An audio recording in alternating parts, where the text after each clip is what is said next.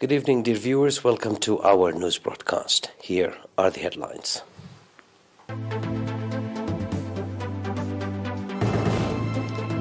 Ambassador Ahmed Isa delivers message of President Assas to General Abdel Fattah al-Burhan, Chairman of Sovereign Council of Sudan. Binyam Girmay makes history as he wins Giro d'Italia's 10th round. Iraq hit by another sandstorm and Baghdad airport closes airspace. Mali withdraws from the regional anti-jihadist force G5 summit. In our domestic news, Eritrean ambassador to Sudan, Mr. Isa Ahmed Isa, delivered message of President Isaias Afwerki to General Abdel Fattah al-Burhan, Chairman of the Sovereign Council of Sudan, and Vice Chairman General Mohamed Hamdan Dagalo.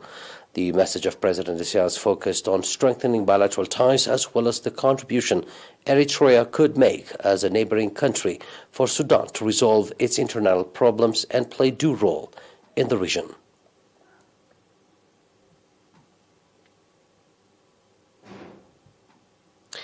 Eritrean Binyam Girmay, member of the Belgian Intermarché club, makes history by becoming the first black African cyclist to win stage 10 of Giro d'Italia. Binyam Girmay won the stage by finishing the 196 kilometer within 4 hours, 32 minutes and 7 seconds, followed by one of the strong sprinters, Van der Poel, Dutch member of the Alpecin Phoenix. And the stage, Marhawi Kudus, member of the EF Education Easy Post, finished 60th, while Natnael Tesfatsyan, member of Drone Hopper Androni, Joe Katuli, finished 72nd.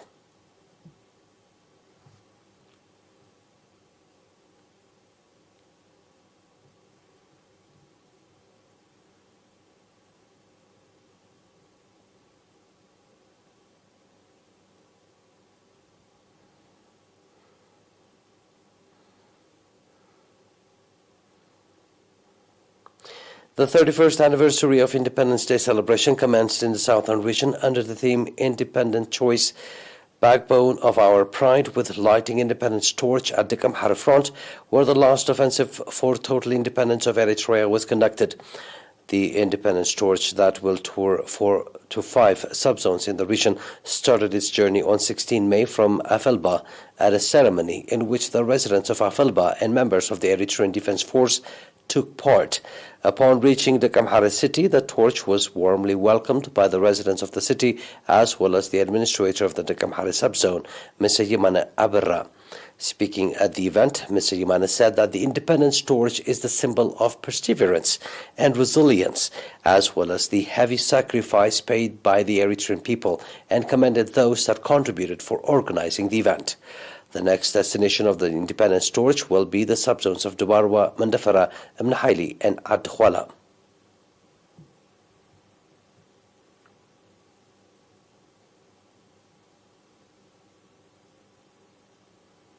Announcement from the Ministry of Health. 6 patients have been diagnosed positive for COVID-19 in tests carried out today at testing station in Asmara Central Region. The total number of confirmed cases in the country to date has accordingly increased to 9,751. The total number of recovered patients stands at 9,633, while the number of deaths stands at 103. Ministry of Health, Asmara, 17 May 2022. Those are domestic news. Please stay tuned for the international right after the short break.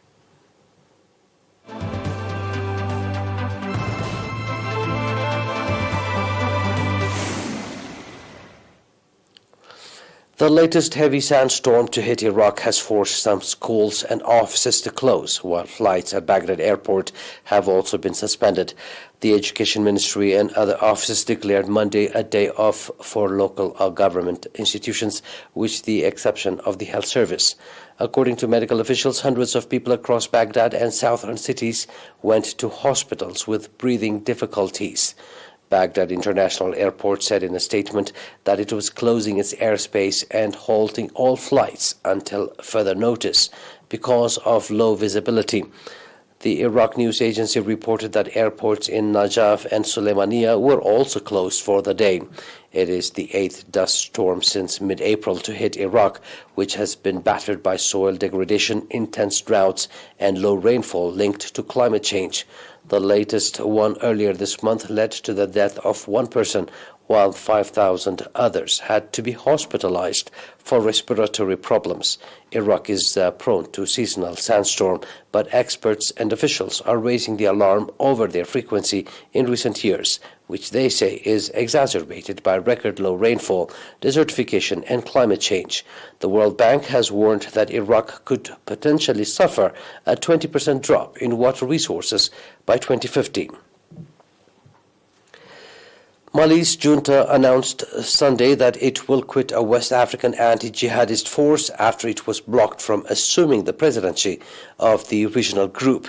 The country's departure from the G5 Sahel security force deepens its isolation after its neighbors hit it with sanctions in January over perceived foot dragging in restoring civilian rule. Mali's diplomatic relations with Western allies, including former colonial power France, have also deteriorated, especially over its recent rapprochement with Russia.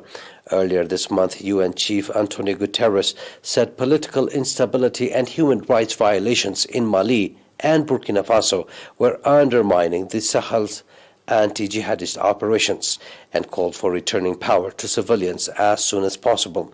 But Mali's junta claims it is a victim of politicking.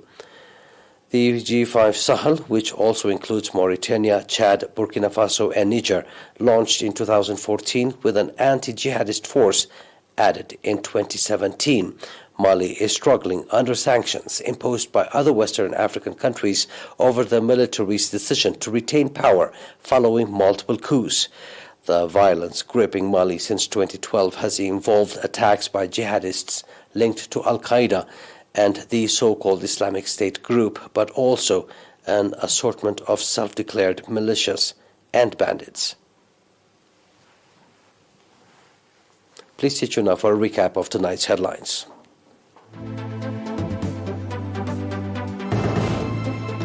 Ambassador Ahmed Issa delivers message of President Essayas to General Abdel Fattah al-Burhan. Binyam Girmay makes history as he wins 10th race of the Giro d'Italia. Iraq hit by another sandstorm and Baghdad airport closes airspace. Mali withdraws from the regional anti-jihadist force G5 Sahel.